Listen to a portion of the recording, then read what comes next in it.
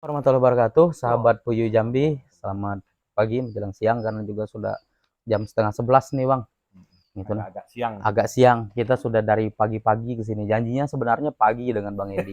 Gitu nah. Cuman karena di jalan macet kan Bang. Ya, besok Lebaran Besok masalahnya. Lebaran. Nah, jadi di jalan macet, ya pelan-pelan lah kita jalannya ngikuti antrian dengan kawan-kawan yang lain gitu.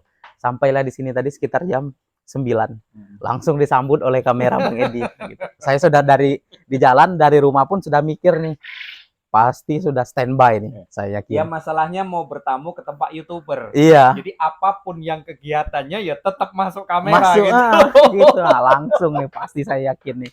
Nah, Bang, tadi kita sudah eh, ngebahas nih Bang beberapa judul ini. Kita sudah membahas tentang indukan yang bagus gitu supaya menghasilkan telur yang bagus.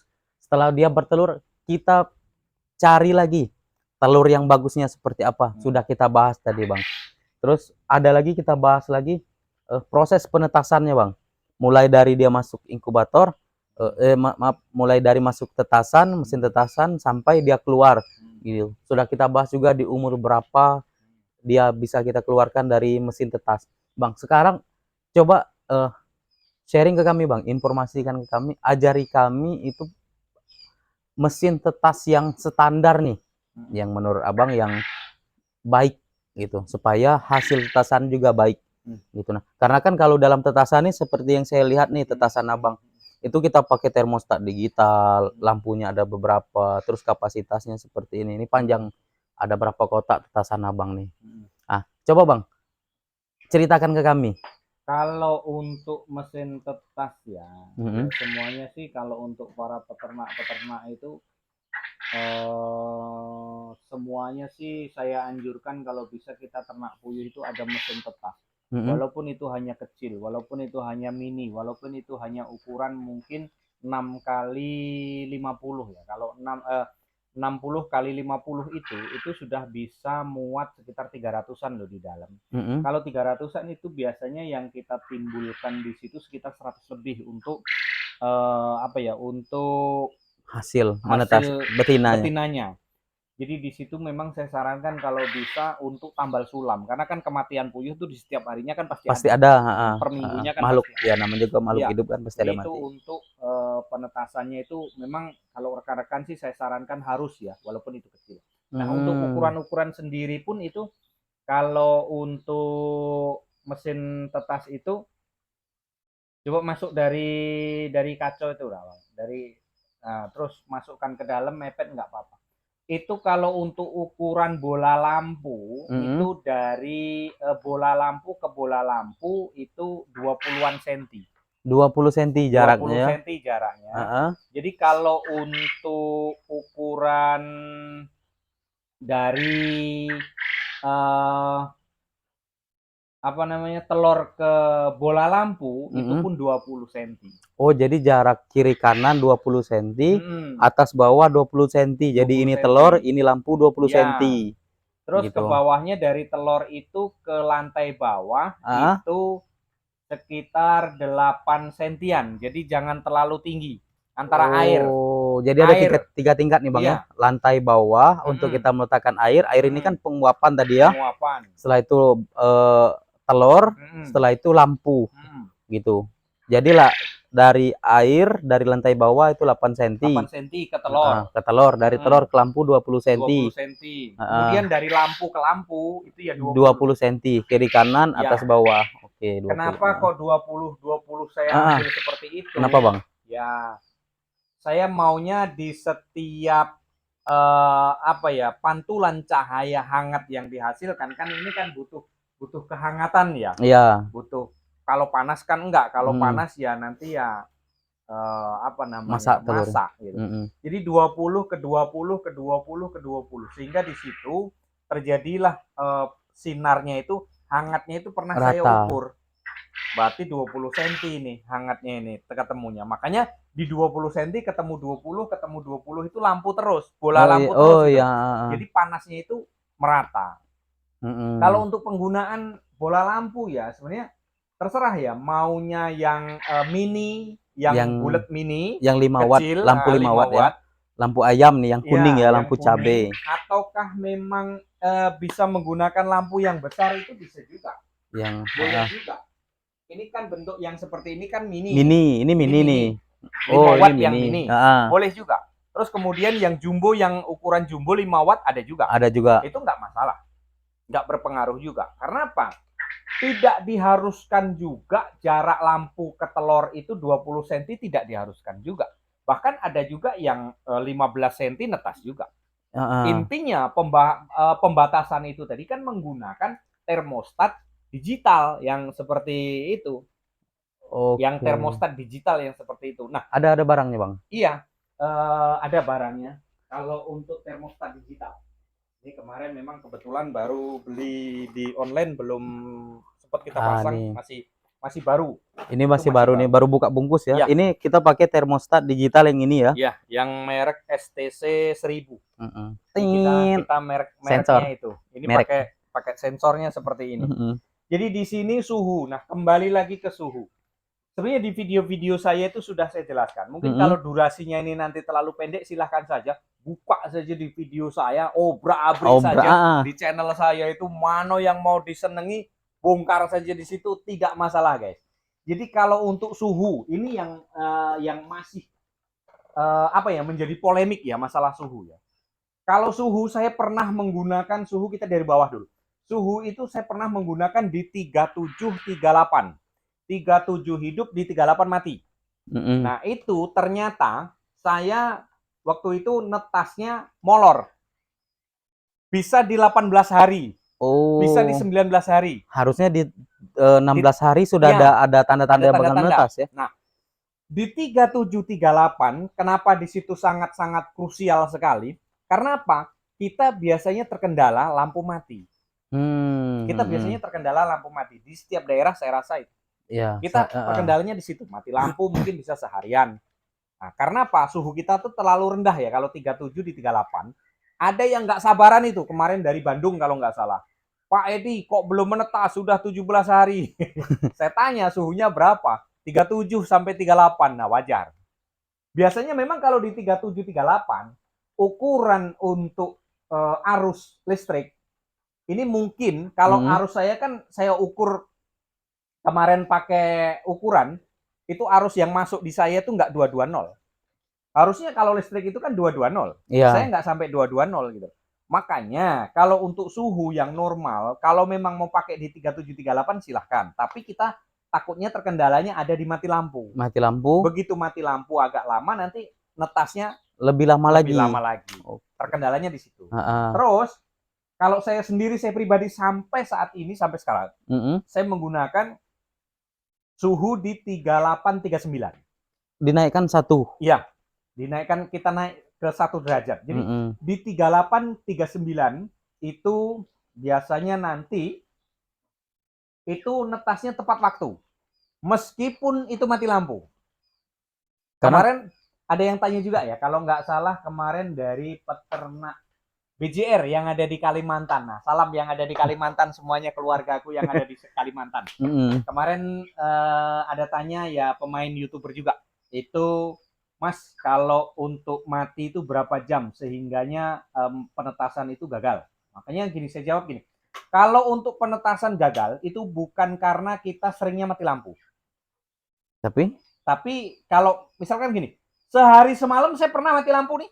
Pernah. Ini hidup semua nih. 6.000 nih kapasitas ini. Kemarin itu kalau nggak salah, begitu 6.000 semuanya ngisi telur, 6.000 mati lampu. Sehari semalam, mati lampu. Kemudian hidup seharian. Malamnya mati lagi. Saya sudah cemas itu. Ini proyek pemerintah, sempat ini gagal, habis saya. Kan gitu. Iya. Jadi akhirnya saya tunggu, sudah saya pasrah saja dah. Mau mati ya terserah, mau hidup terserah, mau dapat rezeki ya hayu, ndak ya sudah. Karena rezeki sudah ada yang ngatur. Sudah, saya pasrah. Netes juga rupanya. Nah, netesnya itu di hari yang pas, yang 17 hari. Karena apa? Suhu saya itu saya atur di 38, 39 semuanya. Walaupun itu mati lampu, dia tidak terkendala. Ya, netas, gagalnya netas bukan dari seringnya mati lampu. Malah nggak masalah. Nggak masalah. Kalaupun mungkin sering mati lampu, itu biasanya harinya berubah.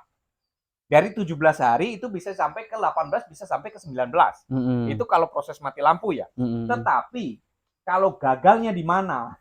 Saya sudah bertahun-tahun gagal netas 3 kali. Yang pertama kemarin di usia punya, kalau nggak salah punya Bang Fauzan. Besok netas, hari ini gagal. Hari ini gagal. Kenapa? Termostat saya error. Nggak mau turun suhunya. Hidup terus sampai ke 40. Saya pegang mesinnya waktu saya mau buka kontrol, ternyata sudah kepanasan. Saya pecahin, saya tengok, saya lihat, saya pelototin, itu puyuh sudah mati semuanya. Sudah gagal saya. Temenung saya di situ. Duh, gagal. Kata orang rumah, sudah nggak usah disesalin. Toh nanggung rugi, ya rugi. Cuman kan nggak seberapa rugi. Cuman kan kita nggak enak dengan kawan. Iya. Karena sudah nunggu. Sudah nunggu, ditunggu lama-lama, ternyata ada kendala. Yang kedua kemarin seperti itu. Errornya mesin tetas dari termostat ini yang error. Ini yang error. Karena apa? Kalau kita berbicara masalah merek, kita nggak jadi patokan juga. Kita nggak bisa jadi patokan juga. Kalau zaman sekarang elektronik tahu sendiri. Begitu ketemu yang awet, mah awet. Iya benar. Begitu ketemu yang baru dipakai error, bisa juga. Error. Gitu. Kalau untuk elektronik kita nggak bisa jamin gitu. Jadi gitu. Masalah yang pertama termostat, yang kedua termostat. Iya. Iya. Yang ketiga Bang? Yang ketiga masih termostat juga. Masih termostat. Error juga. Untuk aku tuh ya. Iya. Yang pertama untuk Joni itu kan, itu kan sempat error juga. Baru masuk 5 hari error sudah.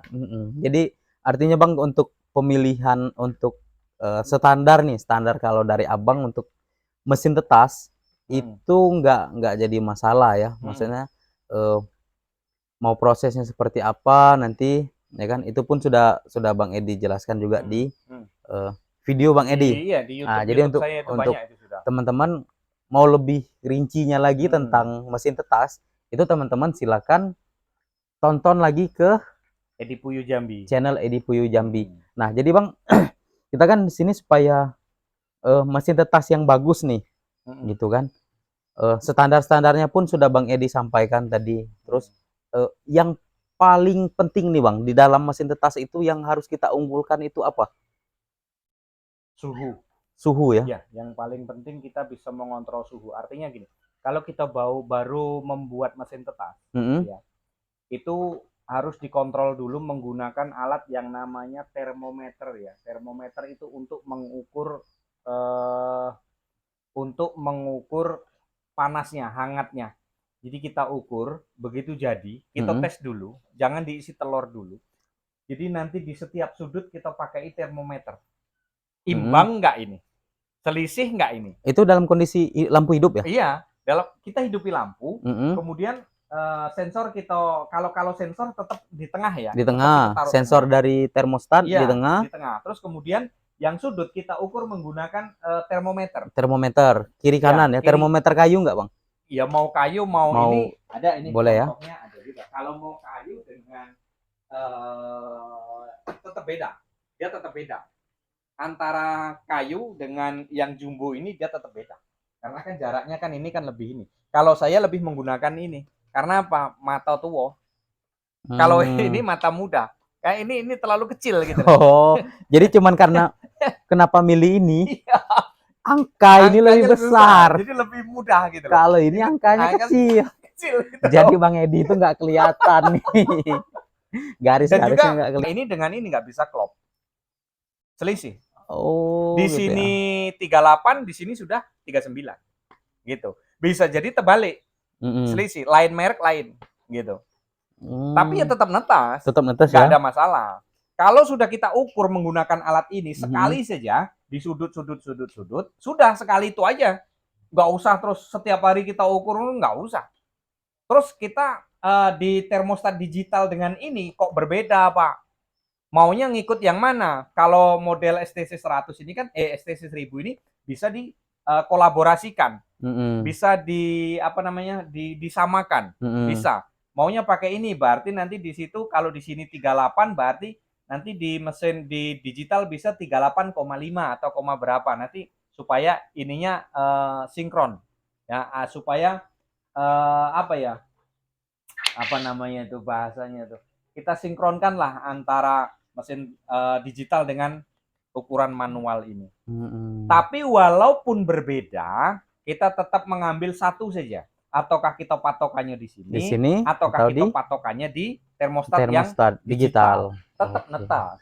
Artinya tuh Bang, kalau untuk pemilihan mesin tetas ya, untuk pembuatan mesin tetas itu yang paling diunggulkan suhu ya, karena suhu paling berpengaruh. Kalau untuk ini Bang, kalau ini kan Abang nih rangkanya pakai kayu, pakai triplek, gitu kan. Terus alasnya pakai kawat ayam, itu nggak apa-apa ya. Kalau kita mau ganti yang lain, pakai yang lain Bang, bisa nggak? Misalnya kayak apa ya? Kardus. Bukan Styrofoam. Seng apa tuh namanya? Kalau pakai seng gini, nanti takutnya begitu mati lampu dia cepat dingin. Oh, karena seng tadi dingin ya? Karena seng itu kan cepat mengikuti keadaan. Kalau di kita kan saya pakai kayu, saya pakai reng, itu luar dalam saya kasih apa namanya? Triplek. Di dalamnya masih saya isi serbuk.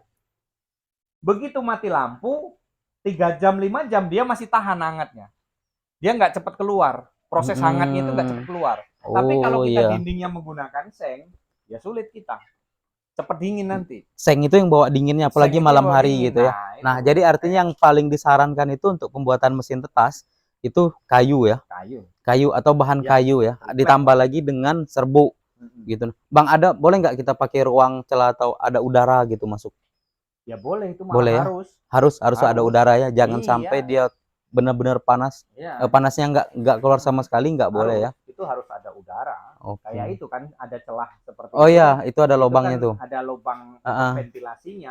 Itu gunanya untuk apa? Yaitu gunanya untuk pernapasan telur. Telur itu kalau sudah di umur 5 hari ke atas, itu sudah ada nyawanya di situ. Dia butuh pernapasan. Pernapasan melalui apa? Melalui pori-pori telur itu tadi. Bolehlah itu telur itu di center, nanti ada bintik-bintik pori-porinya. Dari situlah dia bernapas. Harus ada oksigen yang harus masuk. Ada oksigen. Artinya untuk pemilihan jadi gini, untuk pemilihan mesin tetas, pembuatan mesin tetas yang pertama kita bahannya triplek atau kayu ya. Terus untuk panas yang paling diunggulkan ini suhu ya. Suhu yang paling diunggulkan gitu. Untuk suhu yang kita pakai di sini Bang, standar yang Abang sarankan ke teman-teman itu di 38 sampai 39. Terus mesin tetas pun juga pakai sirkulasi udara ya. Karena harus penting ya, penting sirkulasi udara. Nah, jadi untuk teman-teman yang mau mencoba menetaskan telurnya, Bang Edi pun sudah menyarankan untuk peternak puyuh pun kalau bisa dia punya mesin tetas. Walaupun kecil. Karena apa? Dalam per hari atau per minggu yang namanya makhluk hidup ya Bang ya, pasti bakal mati. Walaupun 1 atau 2 pasti ada yang mati, bakal berkurang. Nah, tujuannya kenapa kita adanya mesin tetas walaupun kecil ya, supaya mengganti yang mati tadi ya kan Bang? Tambal sulam gitu. Jadi kita nggak berasa nih jumlah kita tetap sama walaupun ada yang mati. Gitu. Terus kalau kita menetaskan sendiri pun bisa pelan-pelan ya Bang ya, sedikit gitu kan. Beda kalau kita misal kayak saya ini langsung ngambil sekaligus gitu. Nah, untuk teman-teman seperti itulah cara-caranya atau petunjuk kita untuk memilih mesin tetas yang baik, yang bagus, supaya semoga untuk teman-teman yang mau menetaskan telurnya, semoga hasilnya maksimal. Jumlah yang menetas juga bertambah banyak gitu. Nah, biasanya Bang berapa persen Bang menetas? Kalau untuk menetaskan ya itu hasilnya beda-beda. Biasanya Bang rata-ratanya? Kadang kalau rata-rata sih di situ saya itu sekitar 75-80%. Jadi angka amannya itu anggaplah di angka 80% ya? Iya. Oke. Nah, jadi juga 90% pernah juga. Artinya hampir 100%. Hampir menetas semua ya? Iya. Kecuali kalau yang saya rasa kalau yang nggak menetas itu bisa jadi pas kita posisi ngebalik tadi ada yang pecah atau apa. Terus pengambilan kita juga ada yang pecah gitu kan. Dan juga mungkin kemungkinan kan telur itu ada yang tidak dibuahi. Iya, itu. Sekarang kita berbicara karena kita membuat mesin tetas ini kan merekayasa pengeraman. Kita mengeramkan itu kan kita rekayasa menggunakan suhu atau menggunakan lampu tergantung dengan PLN. Sedangkan ayam saja yang mengerami secara alami induknya langsung mengerami. Itu pun tidak 100%. Tidak 100%. Hasilnya netas semua. Apalagi kalau kita pakai ini ya. Apalagi ini kita pakai mesin. manusia kan gitu. Jadi gitu. Teknologi tepat guna. Iya. Nah, jadi teman-teman, semoga video pemilihan tetasan mesin tetas ini bermanfaat untuk kita semua. Jadi ingat saran dari Bang Edi tadi, walaupun kita bukan fokusnya ke pembibitan, usahakan kita punya mesin tetas. Itu tujuannya untuk apa? Untuk sulam apa tadi? Tambal sulam. Untuk tambal sulam, karena memang pasti bakal ada yang mati. Itu nggak mungkin kita bertahan akhirnya 2 tahun, dia nggak mungkin 2 tahun bakal hidup. Kita nggak bisa memastikan itu ya Bang. Itu nah jadi teman-teman, sampai di sini videonya. Semoga video ini bermanfaat untuk kita semua, bermanfaat untuk banyak orang. Sharing, bagikan video ini kepada teman-teman yang lain. Semoga tujuan kita tercapai ya Bang ya. Kita bisa meminimalisir, bisa mengurangi kegagalan peternak pemula gitu. Nah, karena kita Bang Edi pun sudah 5 tahun di sini, pasti banyak nih jatuh bangunnya, kegagalan Bang Edi pasti banyak gitu. Nah, untuk teman-teman yang belum subscribe, di-subscribe dulu di channel Sahabat Puyuh Jambi dan juga channel Edi Puyuh Jambi ya. Untuk teman-teman like, komen, dan subscribe channel kami. Semoga ini bermanfaat untuk kita semua. Cukup sampai di sini videonya. Terima kasih.